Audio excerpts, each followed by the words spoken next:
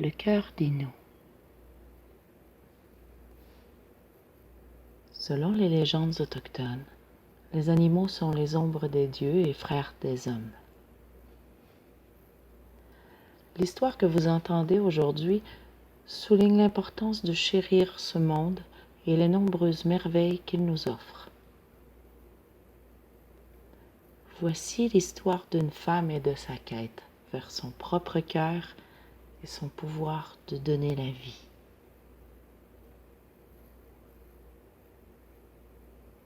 Inu, guerrière du peuple des montagnes, fille du chef et protectrice de tout ce qui vit sur terre, vivait une profonde tristesse. Depuis quelque temps, le ciel s'est assombri et tout le territoire se retrouve maintenant dans une noirceur totale. Le désespoir fait rage et Inu n'en peut plus d'attendre sans résultat le retour d'une lueur d'espérance. Du haut du mont Wasco, Inu regarde au loin le théâtre des tristesses qui se déploie devant elle. Les arbres obscurs et tortueux resserrent leurs branches sur une terre aride et morte. Inu chante, le cœur rempli d'amertume.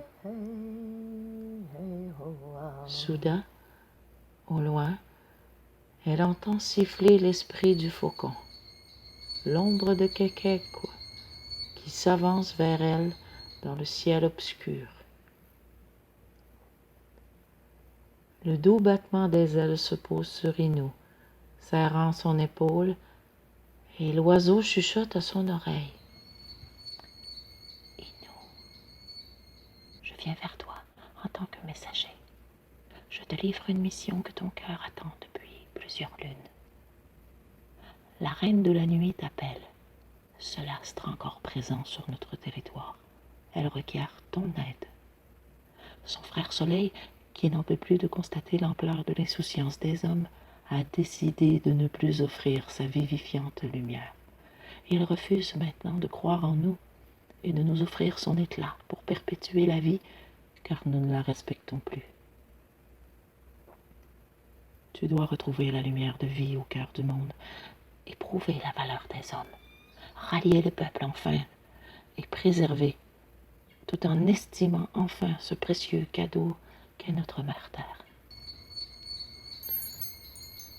Du fond de sa gorge, Kekeko dévoile à Inu un morceau de lune, offrande soulignant sa confiance en Inu et en sa quête réparatrice. Il lui donne ensuite 2 de ses plus belles plumes, soulignant qu'elles le porteront là où elle devra aller. Inu, silencieuse, prit le précieux cadeau lumineux et le dépose contre son cœur, bien au chaud, là où réside toujours en elle l'espoir. Après avoir discuté avec son père et promis de ne revenir que quand le jour sera de retour, Inu s'avance vers la falaise, tend les 2 plumes et ferme les yeux avant de s'élancer dans le vide, portée par le vent. Elle atterrit ensuite doucement sur le sol sec et froid. Inu entend craquer les branchages et perçoit un grattement venant des profondeurs de la terre. Elle se demande si la mère Terre ne tentait pas de communiquer avec elle. Elle s'avance vers une cavité d'où semble sortir le son, quand l'ombre de Lulu, l'esprit du lièvre, bondit hors du terrier. Mais que fais-tu là? Cache-toi! Cache-toi! L'ombre du loup rôde dans les parages et il cherche sans cesse à nourrir ses petits affamés. Mon ami, je ne crains pas Maître Loup. En fait, je crois que ma quête lui sera des plus favorables. Je cherche à rejoindre le cœur du monde. Toi qui y vis, saurais-tu me guider vers lui? Oh, Malheureusement, cette terre ne recèle aucun battement, aucun cœur de plus profond que je puis creuser. Par contre, ta quête est aussi la mienne, et tu auras grand besoin de chance. Voici une patte de lièvre.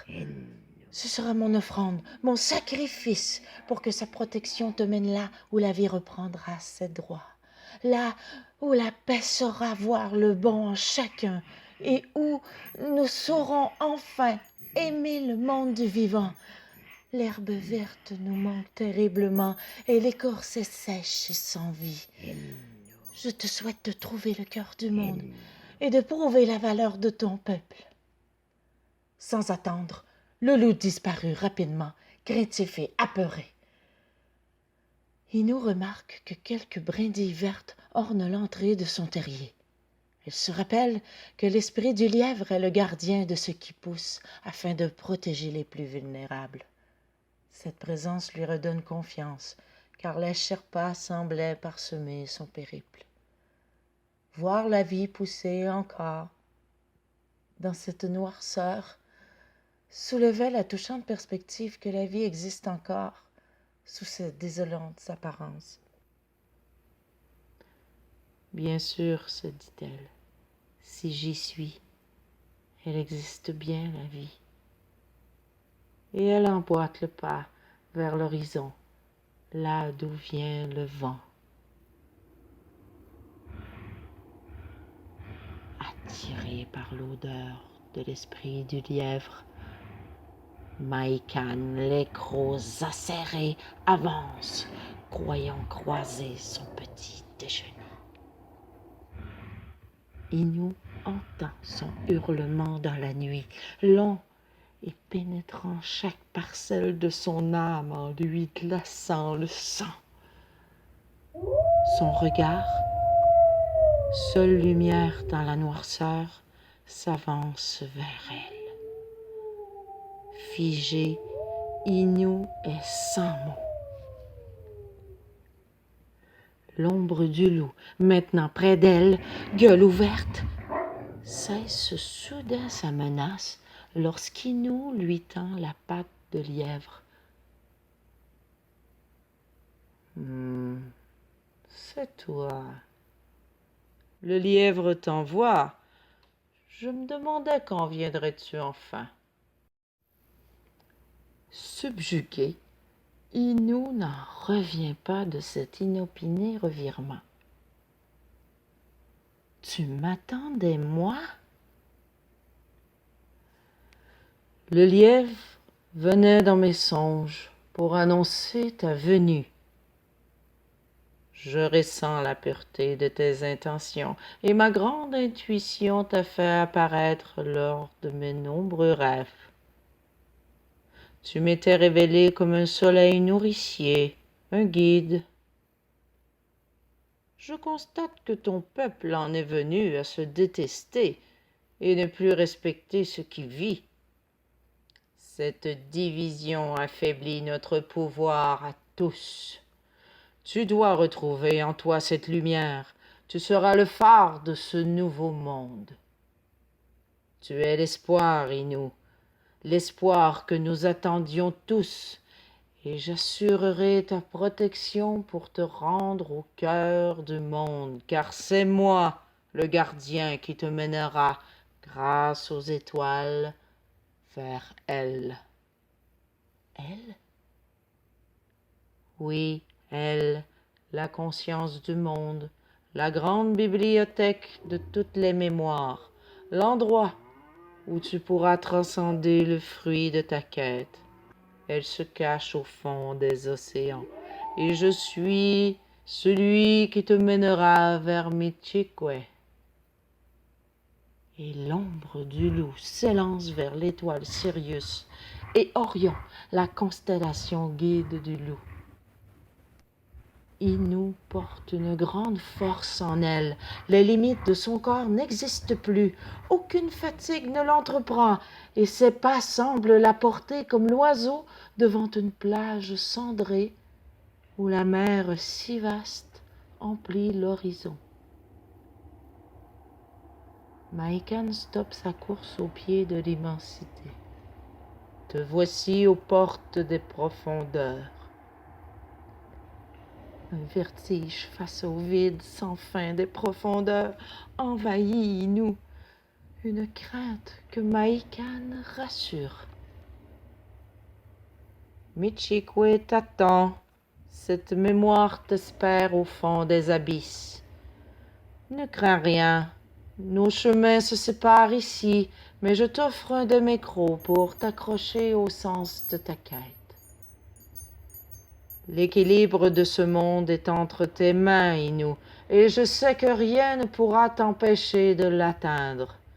Je crois en toi, ma tendre amie, car tu es celle qu'on m'avait prédit.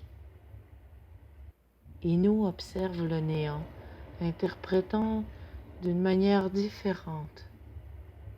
Décidée, elle pose un dernier regard sur son nouvel ami et s'enlise dans les abîmes de cet univers inconnu. Un profond silence et un calme absolu dominent ce monde. Inou se laisse descendre au plus profond de l'océan. Alors que le noir est total autour d'elle, elle sent un courant qui la déstabilise. Prise de panique, elle tente de crier, mais rien ne sort de sa bouche que les bulles d'air s'échappant vers la surface. Inou entend un chant, comme un grincement parfois saccadé, à d'autres moments sifflant. C'est alors qu'elle sort de sa pelisse le petit éclat de lune offert par Kekeko. Devant elle, Michikwe, la grande baleine bleue, dominatrice des mondes souterrains et mémoire de tout ce qui vit, s'illumine là, devant elle, aussi forte que profondément douce. Sa présence émanant une telle sagesse. Inou, bienvenue dans mon domaine. Peu de femmes ont eu la chance de rencontrer la grande Michikwe. Ton cœur est pur, je n'en doute point. Rejoins-moi maintenant. Inou entendit ces paroles comme des pensées.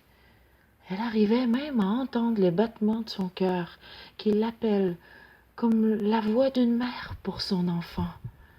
Michikwe ouvre la bouche grand et Inou y pénètre, guidé par la lueur de la lune.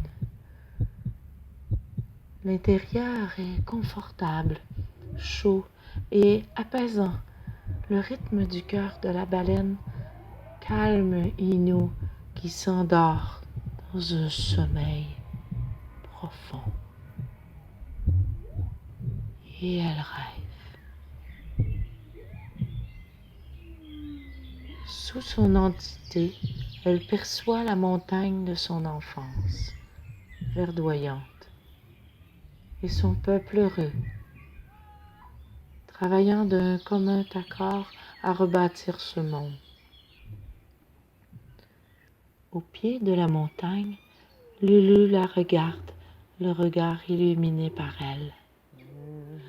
Maïkan trône sur le rocher tout près et sommeille sur la pierre chaude et imprégnée de la lumière du soleil, ses petits s'amusant tout autour, pétillants de santé.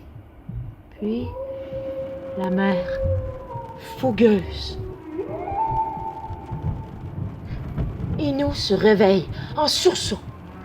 Michikwe émet des cris lancinants, se contorsionne dans tous les sens et s'élance à toute vitesse vers la surface et bondit si haut en ouvrant la bouche qu'Inou en est éjecté, propulsé si loin dans le ciel qu'elle peut atteindre les étoiles. Elle prend rapidement la dent de Maïkan et s'accroche à l'une d'elles. En suspens à travers les milliards d'étoiles, Inou tente de reprendre son éclat de lune, espérant enfin l'offrir en offrande au soleil. Mais l'éclat n'y est plus. Elle écarte ses habits et réalise que tout son corps est empreint d'une lumière, d'une intensité qu'on peut à peine regarder. Une force désirant éclore pousse Inou à hurler pour laisser s'échapper cette lueur qui l'enveloppe et l'habite pour éclore complètement et illuminer tout ce qui l'entoure. Inou comprit à ce moment que la lumière du monde, c'est elle, que la femme est la réparatrice de tout ce qui est détruit, et elle rayonne de toute son âme. Depuis ce jour, tous les peuples vivants sur Merterre admirent et remercient Inou d'avoir ramené la lumière, de veiller sur eux comme une mère qui donne la vie, une guerrière de la paix, un phare pour mieux aimer tout ce qui existe ici jusqu'au plus profond des océans.